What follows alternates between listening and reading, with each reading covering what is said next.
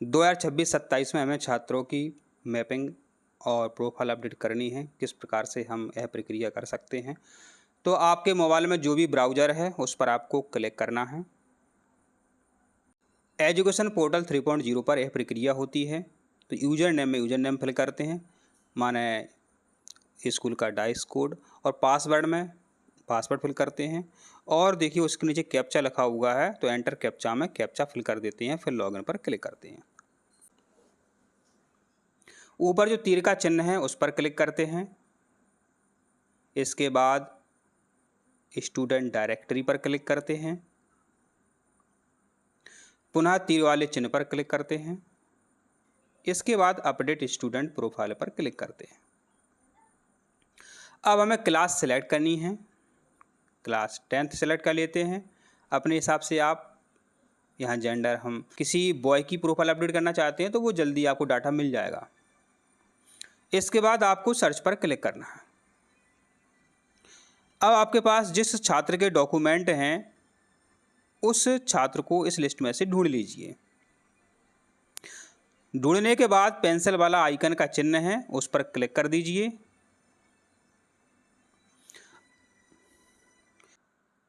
आपने जैसे ही पेंसिल वाले आइकन पर क्लिक किया, आपके सामने कुछ इस प्रकार से बच्चे की जानकारी शो हो जाएगी। सबसे पहले स्टूडेंट समग्र आईडी शो होगी, तो इसमें आप परिवर्तन नहीं कर सकते हैं। इसके बाद जनरल इन्फॉर्मेशन में आप देख सकते हैं नाम शो होगा, स्टूडेंट का नेम जो ग्रे कलर का है उसमें आप परिवर्तन नहीं कर सकते हैं। यहाँ बच्चे की आप फ़ोटो अपडेट कर सकते हैं। इसके बाद ब्लड ग्रुप, यहाँ पर आप क्लिक करेंगे, पता है तो ठीक है, नहीं तो यहाँ पर नो पे क्लिक कर देंगे। कैटेगरी सिलेक्ट करेंगे। स्टूडेंट हैव कास्ट सर्टिफिकेट, यदि इस बच्चे का जाति प्रमाण पत्र बन गया है तो एस पर क्लिक करेंगे। इसके बाद इसका धर्म, रिलीजन कौन सा है वो आपको यहाँ पर ध्यान से भरना है। फादर्स नेम पहले ही भरा हुआ आएगा, समग्र आईडी से लिया गया है। और मदर्स नेम इसमें आप भर नहीं सकते क्योंकि समग्र आईडी से डाटा यहाँ पे आया है। इसके बाद मोबाइल नंबर आपको बच्चे का भरना है। ईमेल आईडी है तो ठीक है, नहीं कोई आवश्यकता नहीं है। विमुक्त स्टेटस, यदि कोई आपके स्कूल में बंजारा जाति के छात्र हैं, माने विमुक्त जाति के छात्र हैं, तो आप बिल्कुल यहाँ पर ध्यान से इस कॉलम को भरें। और यदि विमुक्त जाति का छात्र नहीं है तो नॉन ऑफ दीज, इसमें से इनमें से कोई नहीं आप कर सकते हैं। डोमिसाइल, मूल निवासी बना हुआ तो इस पर क्लिक करेंगे। स्टूडेंट रेजिडेंशियल, रूरल है रूरल, और शहरी है तो शहरी यहाँ पर हम सिलेक्ट करेंगे। बीपीएल कार्ड बना हुआ नहीं बना हुआ वो समग्र आईडी से यहाँ पर भरा हुआ आपको मिलेगा। स्टूडेंट डिसेबिलिटी स्टेटस, कोई डिसेबिलिटी तो नहीं है तो एस है तो एस और नो है तो नो, वो आपको पता होगा। मेडिकल टेस्ट स्टेटस, अब इस बच्चे का मेडिकल जो हुआ है BSc, जो सिकल सेल एनीमिया बीमारी होती है उसके लिए यदि टेस्ट हुआ है तो यहाँ पर आप एस करेंगे या नो करेंगे अपने हिसाब से। यदि टेस्ट हुआ है तो एस करेंगे, नहीं हुआ तो नो पर क्लिक कर देंगे। इसके बाद नेक्स्ट जानकारी जो प्रदर्शित होगी एड्रेस इन्फॉर्मेशन की प्रदर्शित होगी। जो ग्रे कलर में वो पहले से भरा हुआ आपको मिलेगा। देखिए यहाँ पर हैबिटेशन, यहाँ आपको भरना पड़ेगा। बच्चा कहाँ रहता है, किस गांव में रहता है, वो आपको यहाँ पे आप जैसे ही क्लिक करेंगे वो जानकारी शो हो जाएगी। और एड्रेस में उसी गाँव का नाम आप यहाँ पर भर दीजिए। इसके बाद हम देखते हैं कि additional information required for scholarship purpose, यदि बच गई है तो यहाँ पर आप फिल कर दीजिए, नहीं बनी है तो कोई आवश्यकता नहीं है। क्या छात्र छात्रा इकलौती है, इकलौती है तो इस पर क्लिक करेंगे ध्यान से यहाँ पर, क्योंकि लाभ मिलता है अलग छात्रवृत्ति का। यदि क्या छात्र छात्रा जुड़वा है, यदि जुड़वा है तो इस पर क्लिक करेंगे, नहीं तो नो पर क्लिक करेंगे। भाई बहनों की संख्या ध्यान से भरनी है।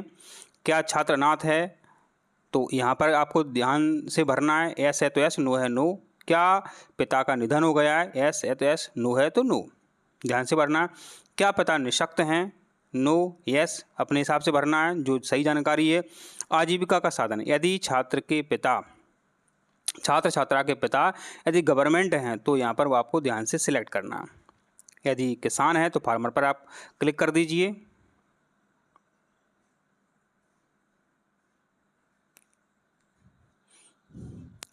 इसके बाद माता का व्यवसाय, हाउसवाइफ है माता, और आय प्रमाण पत्र से देख करके भर दीजिए। क्या पिताजी आयकर दाता है, यदि नौकरी में है तो आयकर दाता होंगे तो इस पर क्लिक करना है, नहीं तो नहीं पर क्लिक करना है। क्या भूमि 10 एकड़ से अधिक है?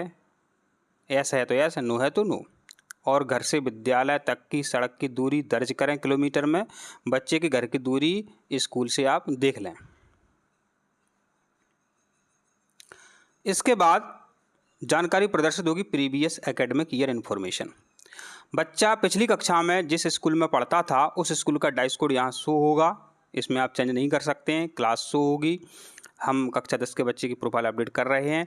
बोर्ड एनरोलमेंट नंबर, नामांकन नंबर, तो कक्षा 9 की मार्कशीट से नामांकन नंबर मिल जाएगा, तो यहाँ पर नामांकन नंबर भर देंगे। स्कॉलर नंबर कक्षा 9 की मार्कशीट में मिल जाएगा, तो स्कॉलर नंबर भी भर देंगे। यहाँ पर परसेंटेज जो है पहले से ही भर के यहाँ पे प्रदर्शित होगी।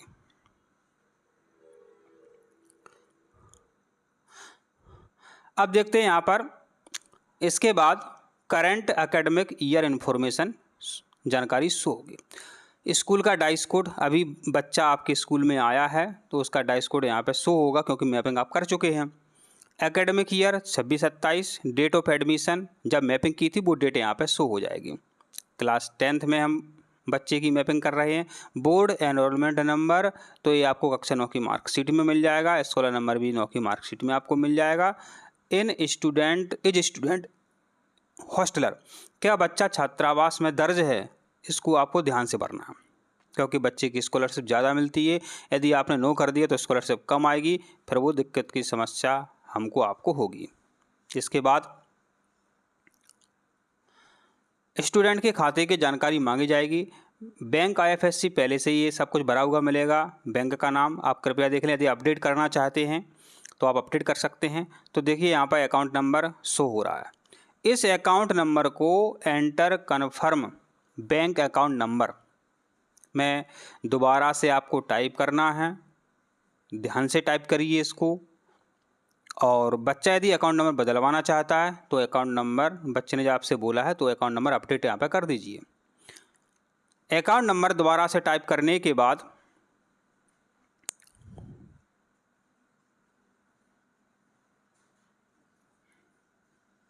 आपके सामने जानकारी इस प्रकार से प्रदर्शित होगी। डॉक्यूमेंट अपलोड, तो डॉक्यूमेंट अपलोड अनिवार्य नहीं है। यदि आप अपलोड करना चाहते हैं तो अपलोड कर सकते हैं।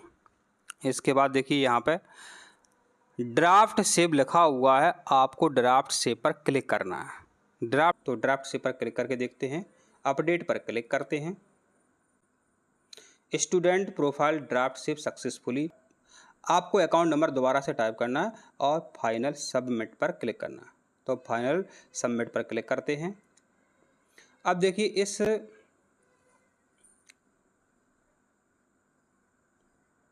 की जो स्कॉलरशिप है वो 400 रुपये यहाँ पे शो हो रही है। यह छात्रा है इसलिए 400 रुपये इसकी शो हो रही है। यदि छात्र होता तो 300 रुपये स्कॉलरशिप आती है। 9 और 10 में 300 और 400 रुपये स्कॉलरशिप आती है। और 11th और 12th में 2300 रुपये स्कॉलरशिप आती है। तो चेक बॉक्स पर यहाँ पर टिक का निशान लगाते हैं और हम सबमिट पर क्लिक करते हैं। आर यू श्योर, अपडेट पर क्लिक करते हैं। ओके पर क्लिक करते हैं। तो प्रत्येक छात्र के लिए हमें यह